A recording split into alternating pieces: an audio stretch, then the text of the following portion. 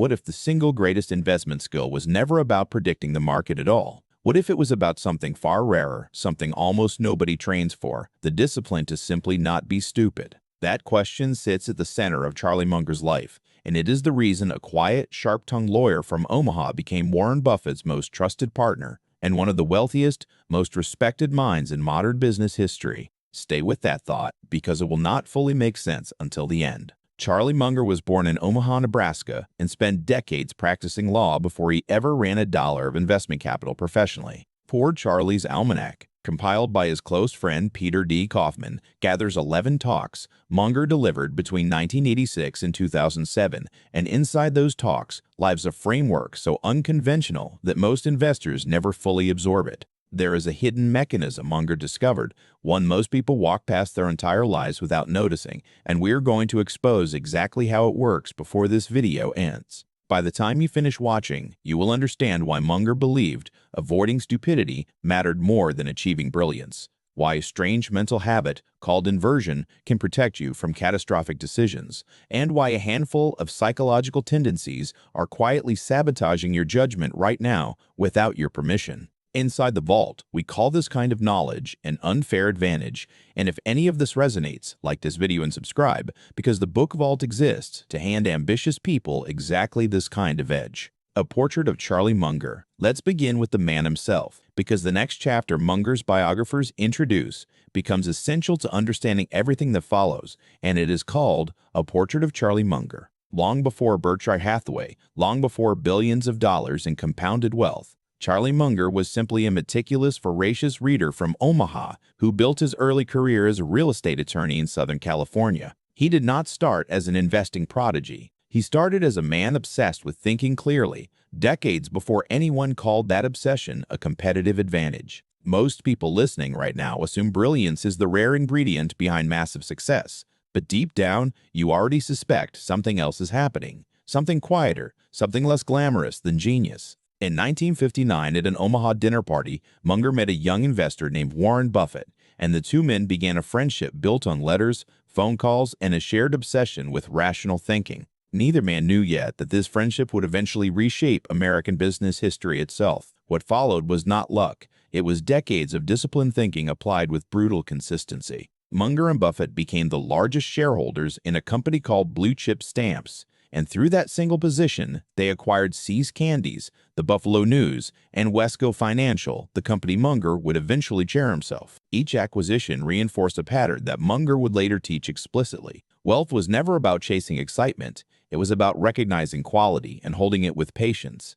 Most people simply do not possess. And this is exactly where most ambitious people quietly fail. They want the result Munger achieved, the compounding, the influence, the legacy, but they resist the unglamorous discipline underneath it. Munger became Berkshire's vice chairman in 1978, and his reputation grew not because he predicted markets, but because he refused to participate in foolishness most executives accepted as normal. The deeper layer most readers miss is this. Munger's real innovation was not investing strategy. It was a complete philosophy for how a rational mind should operate inside an irrational world. The Latticework of mental models. Now we move into the framework that practically built Munger's entire intellectual reputation, the concept his admirers call the Latticework of mental models. Munger believed that no single discipline, not economics, not finance, not psychology alone, could ever fully explain a complex business or a complex decision. Instead, he argued that a thinking person needed fragments of wisdom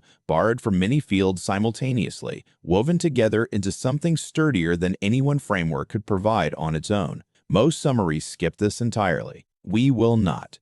Munger's models pulled from mathematics, physics, biology, and psychology all at once. The compound interest model came from mathematics. The breakpoint and tipping moment models came from physics and chemistry. The Darwinian synthesis model came from biology, and cognitive misjudgment models came from psychology itself. This was not casual borrowing. This was a deliberate architecture for thinking, built so that no single blind spot could quietly destroy an otherwise rational decision. Here is the part that should genuinely unsettle you. Most professionals spend an entire career mastering exactly one discipline, convinced that depth alone guarantees good judgment. Munger believed the opposite. He believed specialists were often the most dangerous decision-makers in any room. precisely because their narrow tools made every problem look like the one tool they already owned. The vault perspective on this is different. True judgment requires range, not just depth, and almost nobody is taught that distinction. But understanding the latticework alone was never the destination. Munger paired it with a second, far stranger habit, one that quietly reverses the entire direction most people think in. And that habit is where the real psychological unlocking begins, because what comes next is the part of this book that most ambitious readers never actually apply, even after they have read every page. Invert, always invert. The next principle Munger borrowed becomes the backbone of nearly every decision he ever made, and it is called invert, always invert. The phrase itself traces back to the 19th century mathematician Carl Jacobi, whose method Munger adopted almost as a personal mantra. Instead of asking how to succeed, Munger trained himself to ask a colder, more uncomfortable question first. What would guarantee failure here, and how do I make absolutely certain I never walk anywhere near it? That thought feels almost insulting at first. Why would a brilliant investor spend his mental energy obsessing over failure instead of opportunity? But once you sit with it, the logic flips into something genuinely empowering. If you can map every path toward catastrophic failure and systematically eliminate each one, what remains is no longer guesswork. What remains is simply the field of reasonable outcomes left standing after stupidity has been removed entirely from the equation. Munger once explained this through an old story about a rustic villager who said all he wanted to know was exactly where he was going to die,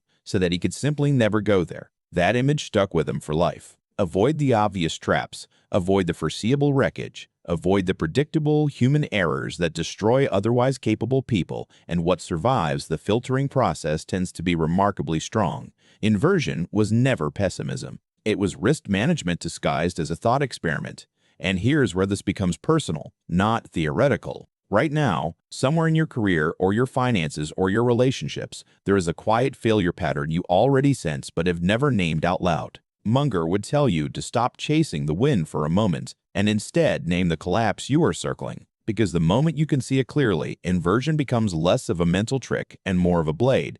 The same blade that protected one of the most successful investors in history from his own worst instincts. Circle of competence. But here is the truth that separates those who merely study Munger from those who actually apply him. Inversion, mental models, rational discipline. None of it protects you if you lack the honesty to admit the boundary where your genuine understanding ends and your ego begins. That is the psychological line most ambitious people never cross. And it is the exact reason Munger built his entire operating philosophy around a single unglamorous idea. Know what you actually understand and refuse to make important decisions outside that boundary.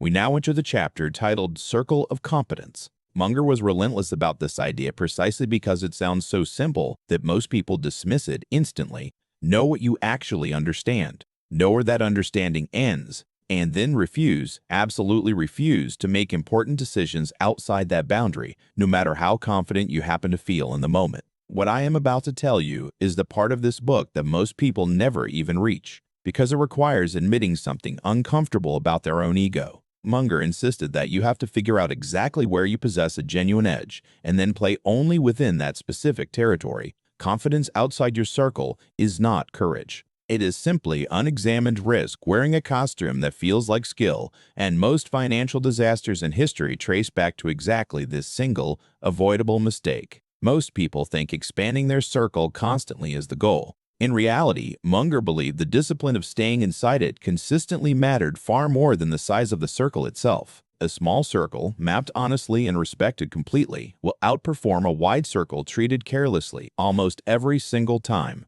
This is where mainstream advice collapses, because mainstream culture constantly tells you to chase more, to diversify endlessly, to say yes to every opportunity, while Munger quietly insisted that disciplined refusal was the real engine behind long-term compounding. But knowing your boundaries protects you from external mistakes. It does nothing yet to protect you from the much more dangerous enemy waiting quietly inside your own mind. And that enemy is exactly where Munger turned his attention next, in what may be the single most important psychological framework inside this entire book, the psychology of human misjudgment. We now arrive at the chapter many consider the true intellectual core of this entire book, the one called the psychology of human misjudgment. Munger spent years studying introductory psychology textbooks, and he became convinced the field had quietly ignored something critical: the way multiple biases combine and interact rather than operating in isolation. Out of that frustration, he assembled 25 distinct psychological tendencies that he believed silently distort human judgment,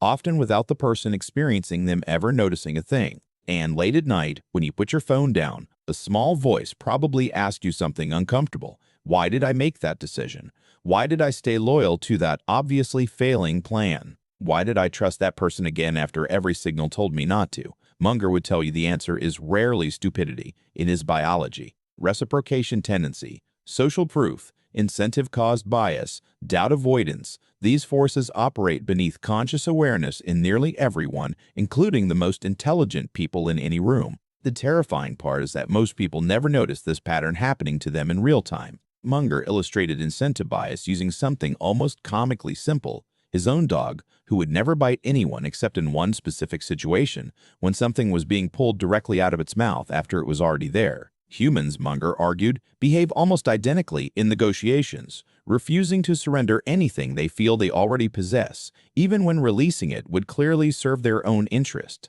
But this is where most people destroy their own progress without ever realizing it. Authority bias compounds the danger even further. Munger described airline cockpits where a clearly mistaken pilot continued making a fatal decision, while a co-pilot, fully aware of the danger, said absolutely nothing simply because rank and authority silenced honest judgment. If trained professionals can freeze under authority bias with lies on the line, what makes you certain your own quiet deference to confident people has never quietly cost you something important? And this is exactly the realization that should be sitting with you right now. Because everything you have learned up to this point about mental models and inversion and competence means very little if these invisible tendencies are still operating underneath your decisions completely unchecked. What comes next is where everything you have heard so far finally connects into something you can actually use.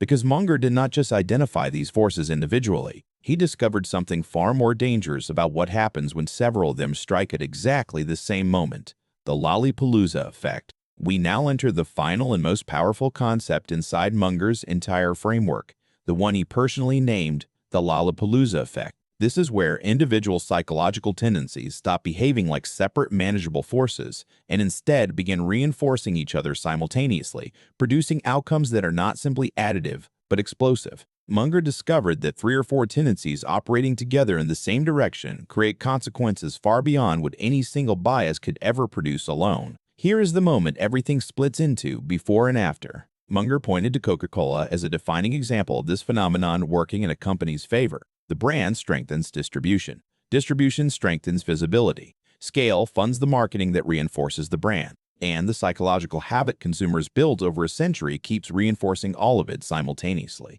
Remove any single factor and the advantage weakens noticeably. Combine them, and you get a competitive moat that has withstood decades of well-funded attacks from rivals with far more resources. Most people assume extreme outcomes, whether catastrophic failures or extraordinary successes, must trace back to one dominant cause. Munger believed this assumption was almost always wrong. The truly massive results in markets, in institutions, and in human behavior nearly always emerge from multiple forces converging at once, which is precisely why Munger insisted that real judgment requires watching for combinations, never isolated signals. If you leave with nothing else from this video, leave with that single distinction, because it separates analysts who see surfaces from thinkers who see structure. At this point, the framework feels complete. Mental models, inversion, circle of competence, psychological misjudgments, Lollapalooza convergence. It all points toward a mind engineered to avoid the errors that quietly destroy everyone else. But just when the lesson seems fully delivered, Munger adds something that changes the entire meaning of what came before it. He did not build this architecture to win more. He built it to suffer less. The entire Latticework was never about beating markets. It was about engineering a life where catastrophic, self-inflicted damage became structurally impossible. That shift, from chasing brilliance to eliminating fragility, is the quiet revolution hiding inside every page of this book. And it is the single reason Munger's thinking has outlasted every market cycle, every fad, and every competitor who mistook intelligence for wisdom. The key lessons and insights. Avoid stupidity before seeking brilliance. The first lesson this book teaches, and arguably the most important one, is what Munger himself emphasized constantly, the idea that avoiding stupidity matters more than achieving brilliance. Munger believed most catastrophic outcomes in business and life were never caused by missing genius. They were caused by avoidable, foreseeable errors that a slightly more disciplined version of the same person would have simply sidestepped entirely. This single lesson directly resolves one of the very first questions we opened with at the beginning of this video. The hidden mechanism behind Munger's success was never some rare predictive gift. It was the relentless removal of unforced errors, applied with such consistency that what remained eventually looked, from the outside, indistinguishable from genius. Build your lattice work deliberately. The second lesson, equally essential, asks you to deliberately build your own lattice work of mental models, rather than relying on whatever single discipline your education happened to hand you. Munger never trusted narrow expertise applied in isolation, because narrow expertise tends to make every problem resemble the one tool already in hand, regardless of whether that tool actually fits. Inside the vault, we call this kind of borrowed wisdom-ranged thinking, and it applies just as powerfully to leadership, relationships, and personal finance as it does to investing. The deeper layer most readers miss is that range is not about knowing more facts. It is about knowing which discipline to reach for at the exact right moment. Invert before you commit. The third lesson takes Munger's inversion principle and turns it into a daily practice rather than a clever quote. Before committing to any major decision, whether financial, professional, or personal, ask what would guarantee failure first and eliminate that path completely before ever asking what might create success. This single habit protects against the exact kind of overconfidence that destroys otherwise capable people. It will not make you fearless. It will make you precise, and precision, applied consistently over years, compounds into something that looks remarkably like wisdom from the outside. Respect your circle relentlessly. The fourth lesson demands something most ambitious people resist instinctively, the relentless respect of your own circle of competence. Munger never measured success by how widely someone could operate. He measured it by how honestly someone could admit the edges of their own understanding and how disciplined they remained in refusing to cross that line under pressure or temptation. This is where mainstream advice collapses completely, because mainstream culture constantly rewards confident overreach. Munger's quieter truth was that disciplined refusal, repeated for decades, builds far more durable wealth and reputation than aggressive expansion ever could. Watch for convergence everywhere. The fifth and final lesson asks you to actively watch for Lollapalooza moments, the convergence of multiple forces moving in the same direction in every area of your life, not only in markets. Whether you are evaluating a business, a relationship, or your own internal psychology, the real danger and the real opportunity rarely live in single factors. They live in combinations. And this resolves the second question we opened with at the very beginning of this video. The reason Munger's thinking still resonates decades later is that convergence is everywhere, quietly shaping outcomes most people only notice after the consequences have already arrived. The vault closing. Poor Charlie's Almanack was never really a book about investing returns, even though it produced some of the greatest returns in modern financial history. It was a book about the architecture of a disciplined mind, built deliberately, defended relentlessly, and refined across nearly a century of deliberate practice. Munger spent his life proving that rational thought, applied with real consistency, can outperform raw intelligence applied carelessly almost every single time. Here is your action for the next 7 days. Choose one upcoming decision, financial, professional, or personal, and before you take any action at all, write down exactly what would guarantee its failure. Sit with that discomfort for a few honest minutes. Then, and only then, decide what success should actually look like. This single exercise, repeated consistently, is the closest thing to inheriting Munger's mind that any ordinary person can practically access. If you found genuine value inside this masterclass, like this video, subscribe to the Book Vault, and comment below with the lesson that hit hardest, because this channel exists for ambitious people who refuse to settle for surface-level advice. Munger spent each day trying to become a little wiser than he was the morning before, and that quiet discipline, more than any single investment, built the legacy we have spent the last 20 minutes inside of together. Welcome to the Vault.